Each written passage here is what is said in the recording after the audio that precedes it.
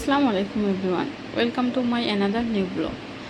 তো আজকে আমার হাজব্যান্ডে মাছ এনেছিলেন, বোয়াল মাছ আর ইলিশা মাছ। তো আমার ফেভারিট মাছ হলো ইলিশা মাছ, আর মানে আমার হাজব্যান্ডের ফেভারিট মাছ হলো বোয়াল মাছ। তো আমরা দুজনেই মাছ মানে ইলিশা বোয়াল খাই, তো উনিও খান। তো আমার মানে ভালো লাগে ইলিশা মাছ, আর ওনার ভালো লাগে বোয়াল মাছ। মানে মানে কি মাছের মধ্যে বেশি ভালো লাগে এই দুইটাই মাছ।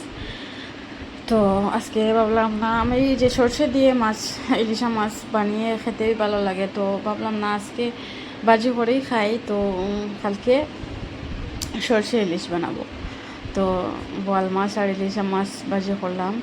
তো বোয়াল মাছ এখানে বোনা করলাম আমি আমার হাজব্যান্ডের লাগিয়ে, আর আমার তো ইলিশা মাছ ভাজি আছে। আমার ইলিশা মাছ মানে বোনা বা খেতে ভালো লাগে না, ভাজি খেতে ভালো লাগে। তো এখানে কোয়াশ আলু একটা সবজি বানাইলাম, রামাইশ আলু সব ঝিঙ্গা দিয়ে একটা নিরামিষ বানালাম।